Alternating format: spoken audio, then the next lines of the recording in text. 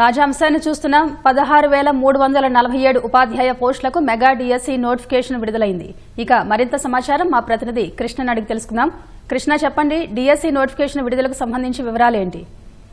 నరీషా, ఏదైతే కూటమి ప్రభుత్వం ఎన్నికల ముందు హామీల్లో భాగంగా కీలక ప్రకటన చేసిందో ప్రతి ఏటా డిఎస్సి నిర్వహిస్తామని చెప్పి అధికారం చేపట్టిన 10 నెలల కాలంలోనే మెగా డిఎస్సికి సంబంధించి కీలక ప్రకటన చేసింది. ఏదైతే ఈ విద్యా సంవత్సరంలోనే ఉపాధ్యాయుల పోస్టుల భర్తీకి సంబంధించి హామీ భర్తీ చేయాలని చెప్పి నిర్ణయించారు. అందుకు తగ్గట్లుగా 16,347 పోస్టులకు సంబంధించిన మెగా డిఎస్సి ప్రకటనను ఆన్లైన్ లో విడుదల చేశారు.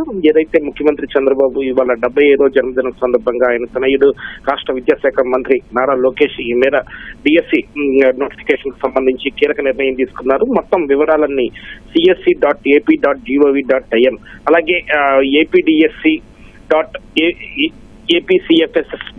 ఈ 2 వెబ్సైట్లలోనూ కూడా మొత్తం వివరాలన్నీ పొందుపరిచారు. మొత్తంగా చూస్తే కనుక ఈ కీలక నిర్ణయానికి సంబంధించి కర్నూలులో అత్యధికంగా 1817 ఎస్టీజీలు ఉన్నారు. అలాగే విద్యార్థులకు నాణ్యమైన విద్య అందించాలనే లక్ష్యంతో రాష్ట్ర వ్యాప్తంగా మొత్తం 16,347 ఉద్యోగాలను భర్తీ చేయాలని చెప్పి ప్రభుత్వం నిర్ణయించింది. ఉపాధ్యాయ అభ్యర్థులకు సంబంధించి ఏప్రిల్ 20 నుంచి మే అంటే నేటి నుంచి నోటిఫికేషన్ విడుదలైన నేటి నుంచి మే 15వ తేదీ వరకు ఆన్లైన్ లో ఈ మేర దరఖాస్తులు అందుబాటులో దరఖాస్తు చేసుకోవచ్చు. అలాగే జూన్ 6వ తేదీ నుంచి జూలై 6వ తేదీ వరకు కంప్యూటర్ ఆధారిత పరీక్షలు నిర్వహించనున్నారు.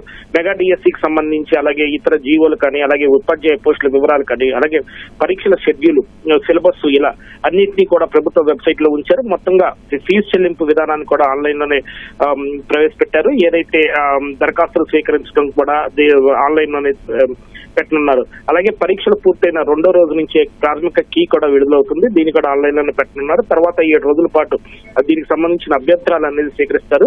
అభ్యంతరాల స్వీకరణ గడువు ముగిసిన తర్వాత 7 రోజుల తర్వాత తుది కీ అనేది కూడా విడుదల చేయనున్నారు. ఆ తర్వాత వారం రోజుల పాటు మెరిట్ జాబితా ప్రకటించి మెగా డిఎస్సిలో ప్రభుత్వం రాష్ట్ర వ్యాప్తంగా ఏదైతే ప్రకటించిందో దానికి తగ్గట్లుగానే 16,347 ఉపాధ్యాయ పోస్టులు అనేది భర్తీ చేయనుంది. వీటిలో జిల్లా స్థాయిలో దాదాపు 14,088 అలాగే రాష్ట్ర స్థాయిలో 2,259 పోస్టులు ఉన్నాయి. అలాగే ప్రభుత్వ జిల్లా మండల పరిషత్ అలాగే పురపాలక గిరిజన ఆశ్రమ పాఠశాలలు ఏవైతే ఉన్నాయో వాటన్నిటికీ సంబంధించి కూడా ఖాళీలు జిల్లా స్థాయిలో నియామకాలు అనేది చేపట్టనున్నారు. అలాగే బదిలీలు అంద పాఠశాలలు, ఏపీ రెసిడెన్షియల్, ఏపీ ఆదర్శ పాఠశాలలు, సాంఘిక బీసీ గిరిజన సంక్షేమ పాఠశాలలో పోస్టులను కూడా రాష్ట్ర జోనల్ స్థాయిలోనే భర్తీ చేయనున్నారు.